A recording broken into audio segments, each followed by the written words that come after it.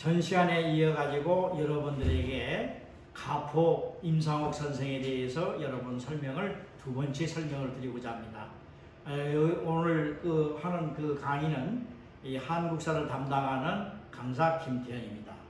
여러분들이 지난번 시간에 이어서 지난번 시간에 어떤 내용을 말씀을 드리냐면은 가포 임상옥 선생이 정조 때 태어나셔가지고 철종 때 돌아가셨고, 또한 우주상단 소속이고, 또한 이 사람이 그 인삼장사를 해가지고 아주 중국에 가서 돈을 많이 벌었는데, 엄청난 그 많은 돈을 벌어가지고 바로 평안도 그 우주에다가 자기 아버지 묘소를 세웠고, 거기에 약 수백 칸의 집을 지어서, 즉 중국에 가는 사신이 100명이 넘든 200명이 넘든 즉각 숙식을 제공할 수 있을 정도의 그 재력을 가지고 있었습니다.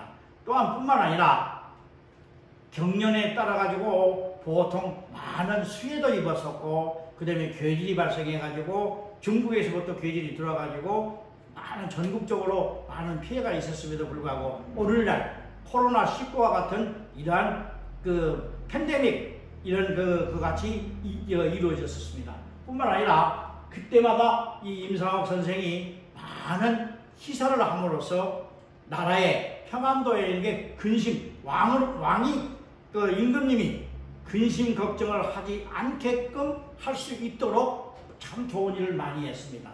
그러면은 오늘 지난 시간에 이어가지고 오늘 말씀을 드리겠습니다.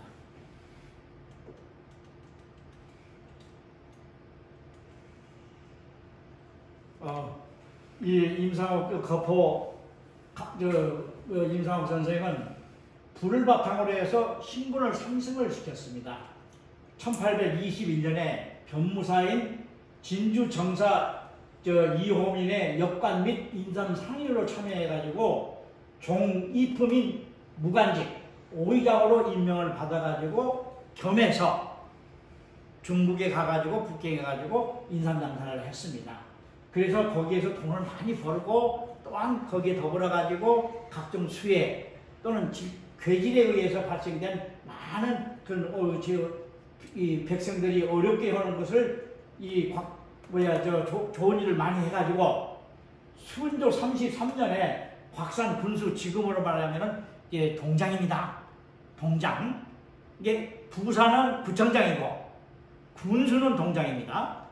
이게 군수로 제수를 받아가지고 정사에 선장을 베풀었는데, 헌종 1년에 1835년에 구성 부사로 구청장으로 승진을 하려고 했는데, 바로 이런 우주 홍수로 인한 수재민 국리를 했는데, 여기에서 사품에서 상품으로 풍계가 올랐다가 중인들이, 소위 여러분들 잘 아시자면은 옆 사람이 논사면은 배가 아프다는 것이 이 조선 사람들의 특성입니다. 그럼에도 불구하고 좋은 일을 계속 하다 보니까 거기에 배가 아파가지고 많은 사람이 거기에서 그 사람을 험뜯어가지고 다시 이 사람이 승급이 안 돼버렸습니다. 그래서 구청장으로 못 갔습니다. 뿐만 아니라 이 사람이 나중에 이제 제가 또 설명을 드리겠지만은 바로 홍경래, 저 평양도 지역의 계급을 강등을 백성들을 강등을 시켜서 홍경래에 의해서 역적 모의가 반란이 일어나는데, 그때 거기에 이희저라고 바로 이 홍경래가 1차적으로 누구 하느냐면 이 가포 임상옥 선생한테 와가지고 입회서기를 서기를 하겠다, 기록을 한 것을 해달라 해가지고 했다가 임상옥 선생이 당신은 그런 제목이 아니고 큰 데 가가지고 와라 해서 보내버렸습니다. 그래서 홍경래난을 면할 수가 있었습니다. 바로 그때 어디하면 이희저라는 사람이 있었는데, 갑부입니다. 재벌입니다. 평안도의 재벌인데, 이희저의 딸이 관비가 돼가지고 홍경래난을 평정한 이후에 관비가 돼가지고 돌아다니는 것을 자기 곽선 군에 배정이 된 것을 이 사람이 그걸 발견을 하고, 그 사람을 돈을 주어서 환속을 시켜가지고 보냈습니다. 그 이희정은 원래가 평상시 교우가 있었던 겁니다. 여기도 그 그림에 보이시도 알지만은 여기 보이는 것이 계연배입니다. 이 술자는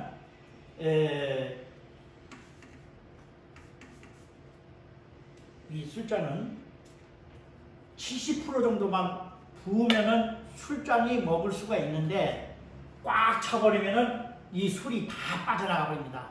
이게 삼투압작용에 의해서 술이 다 빠져나가게끔 그런 작용이라고 하는데 뭐냐면은 즉 사람이 적당히 차야지 너무 꽉 차버리면은 시기와 질투를 받게끔 된다. 이런 것을 바로 경영하게 되는 겁니다.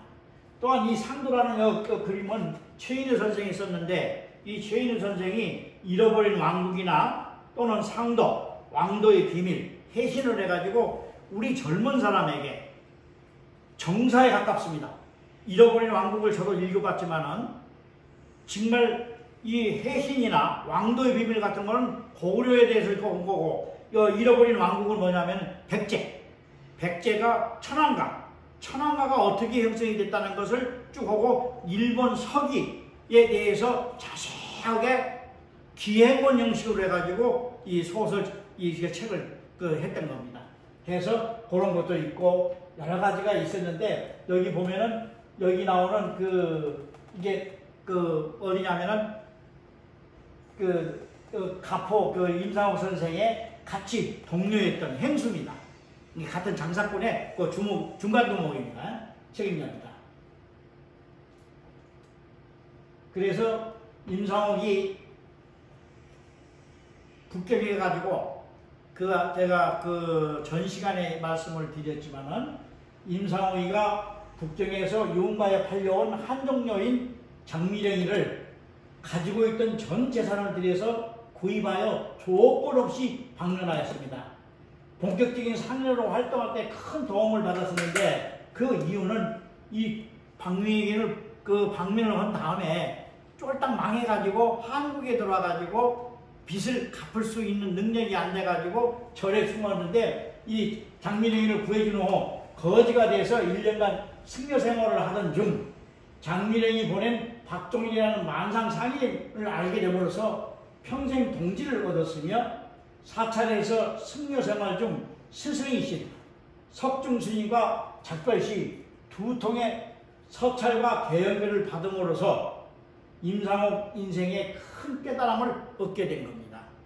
그 중에서는 한 통에는 네가 제일 어려울 때 이 봉투를 개방하라 라고 하는 그런 언지를 주셨고 또 한 통은 사람을 만나가지고 네가 보재 끼고 힘들고 어려울 때 한번 또 뜯어봐라 그렇게 하고 마지막으로는 네가 이 계연배가 깨지면은 이 술잔이 깨지면은 그때는 네가 모든 것을 정리를 하고 제야에 가라 라고 세 가지 언지를 받고 주지 스님이 보내줬던 겁니다.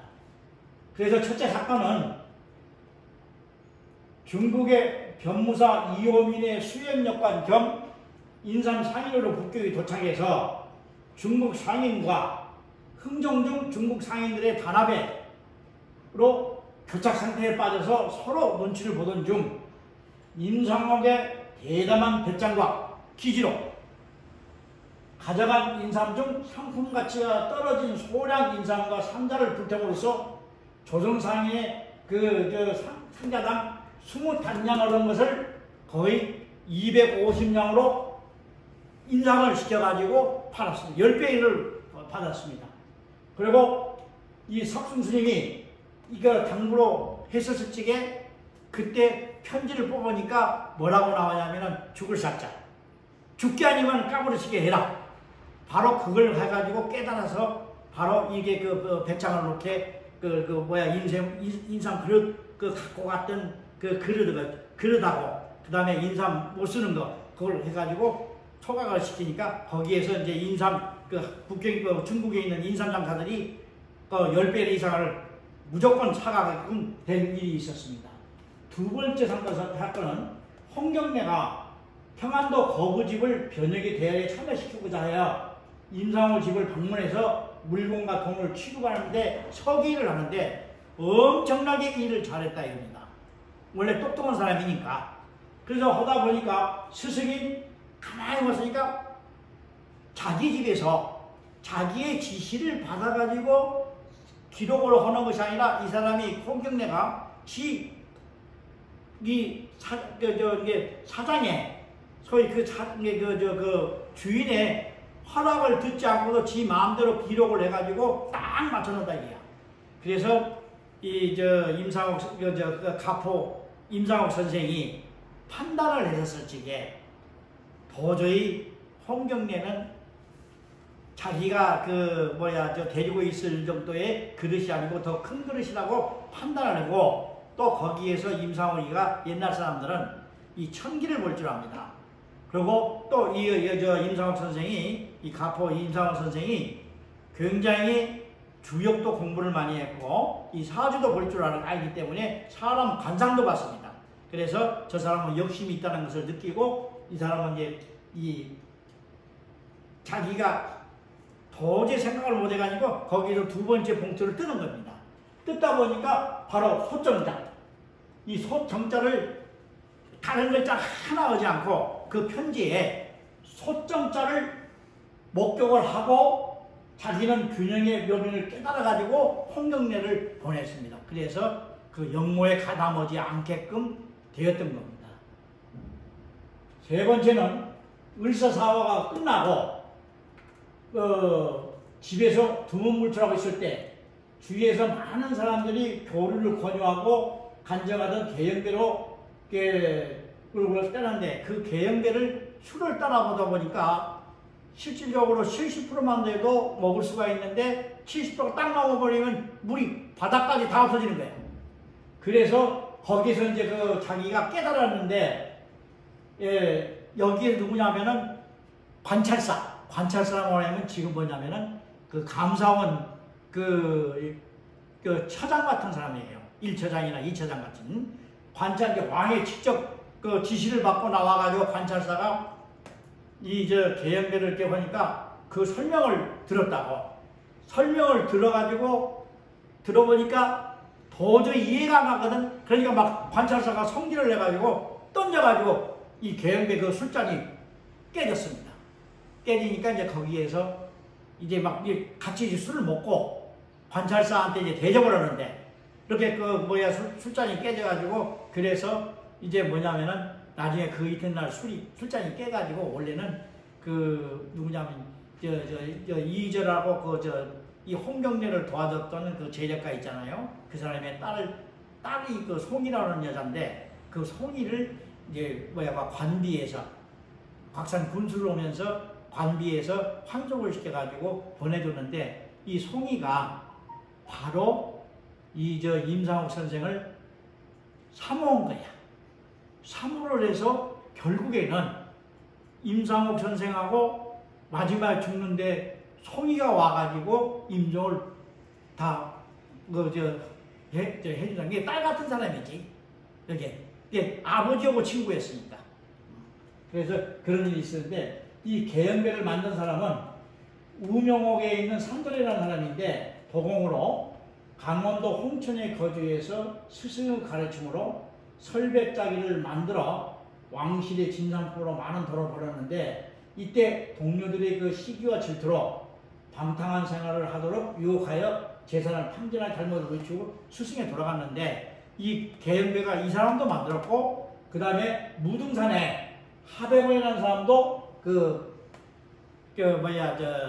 계영배를 만들어 가지고 실질적으로 여기 나오는 계영배가 아니라 임상옥 계영배는 우명옥이가 하백원이 만든 게 아니라 우명옥이 만든 것이라고 이 얘기를 하는 겁니다.